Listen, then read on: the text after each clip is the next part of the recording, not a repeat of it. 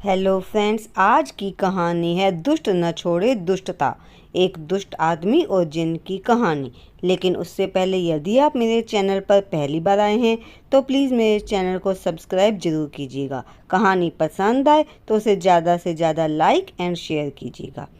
किसी नगर में एक दुष्ट आदमी रहता था। वह इतना कठोर और अत्याचारी था कि लोग उसका नाम सुनकर ही डर जाते थे। कोई उसकी सूरत भी नहीं देखना चाहता था। उसका समय लोगों को डराने, धमकाने और आपस में लड़ाई झगड़ा कराने में ही बीतता था। दूसरों के काम में रुकावट डालने में उसे बहुत मज़ा आता था और किसी की उन्नति को वह फूटी आंख से भी नहीं देख सकता था। कहते हैं कि दूसरों को दुखी करने वाला आदमी कभी सुखी नहीं रहता।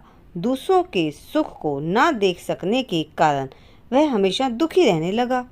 उसके घर में गरीबी ने आकर डेरा डाल लिया और वह तरह तरह की आपदाओं से आकर घिर गया।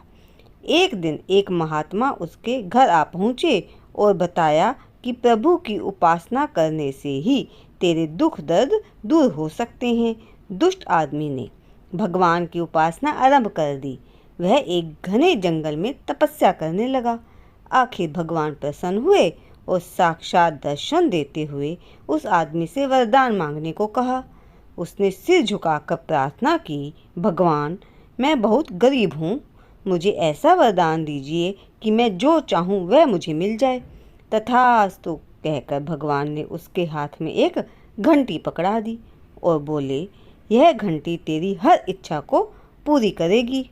इसे बजाते ही एक जिन तेरे सामने होगा। उससे तू जो मांगेगा वह तुझे मिल जाएगा। लेकिन एक बात है, वह यह कि तू दूसरों की उन्नति नहीं देख सकता, इसलिए जो चीज़ तुझे मिलेगी उसके मुकाबले में तेरे पड़ोसियों को दुगनी चीज़ें प्राप्त होंगी। यह कहकर भगवान अंतर्ध्यान हो गए।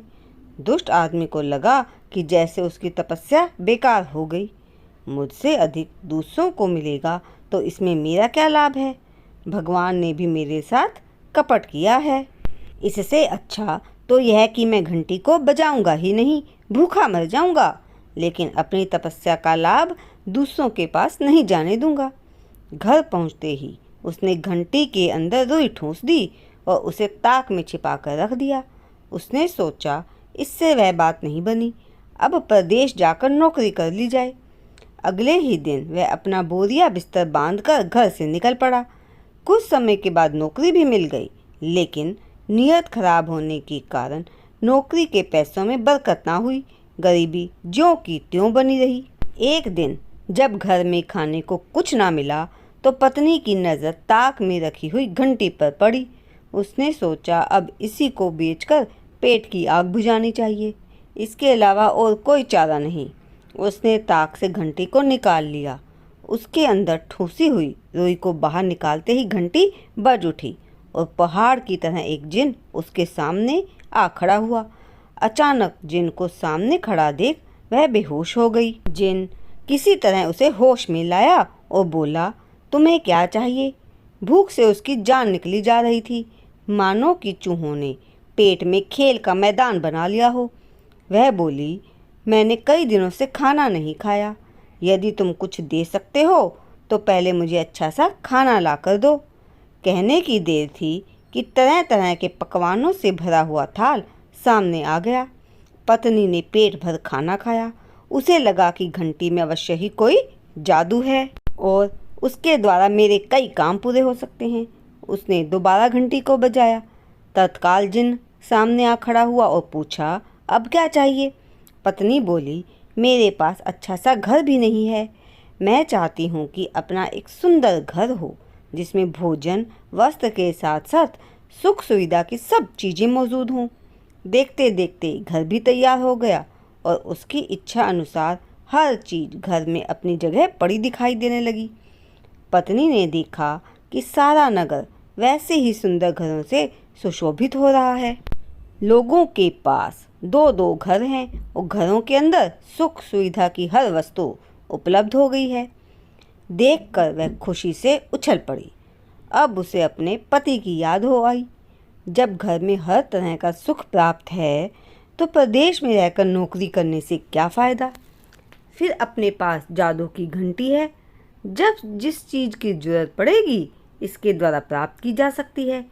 यह सोचकर उसने तत्काल पति के लिए पत्र लिख दिया कि घर चले आओ, अब घर पर रहकर भी तुम्हारी मनोकामना पूरी हो सकती है। पत्र को पढ़ते ही पति के मन में शंका हुई। वह चिंता में डूब गया कि कहीं उसके हाथ घंटी ना लग गई हो। जरूर ऐसा ही हुआ है। वह भागा भागा घर लौट आया। उसने देखा सारा शहर स्वर्ग की तरह जगमगा रहा है। लोगों के पास दो दो घर हैं। घरों के अंदर कीमती सामान और भोजन वस्त्र की कमी नहीं।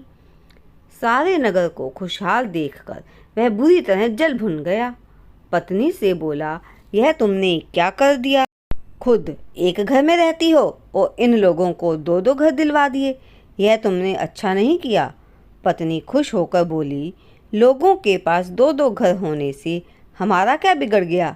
हमारे लिए एक ही घर काफ़ी है, इसी में हम सुख से रह सकते हैं। पति बोला, तुम निपट मूर्खा हो। मैं इस बात को कभी सहन नहीं कर सकता कि लोगों के पास दो दो घर हों और वे सुख से अपना जीवन व्यतीत करें। मेरी तपस्या का फल उन्हें मिले, यह कैसे हो सकता है? उसने तुरंत घंटी को बजाया। घंटी के बजते ही जिन उपस्थित होकर बोला, अब क्या करना है? दुष्ट आदमी सोच में पड़ गया। थोड़ी देर बाद उसकी समझ में बात आ गई। वह जिन से बोला कि मेरे घर के आगे ठीक दरवाजे पर एक गहरा कुआं खोद डालो। देखते देखते कुआं खुद गया और इसके साथ ही लोगों के दरवाजे पर दो दो कुएं खुद गए। उसने फिर घंटी बजाई। जिन ने आकर पूछा, अब क्या चाहते हो? तो उसने बोला, अब तुम मेरी एक आंख फोड़ डालो। वही हुआ। जिन ने उसकी एक आंख फोड़ डाली और इसके साथ ही शहर के लोगों की दोनों आंखें फूट गई। अब बस फिर क्या था, दुष्ट आदमी अपनी एक आंख के जरिए अपना काम चलाने लगा, किंतु जिनकी दोनों आंखें फूट गई थी वह घरों से निकल निकल कर कुएं में गिरते चले गए। इस तरह कुछ ही समय के अंदर सारा नगर खाली हो गया और दुष्ट आदमी ने उस सारे नगर पर अपना अधिकार जमा लिया। तो देखा दोस्तों, दुष्ट आदमी ने अपने आप को नुकसान पहुंचाना मंजूर कर लिया पर अपनी दुष्टता नहीं छोड़ी।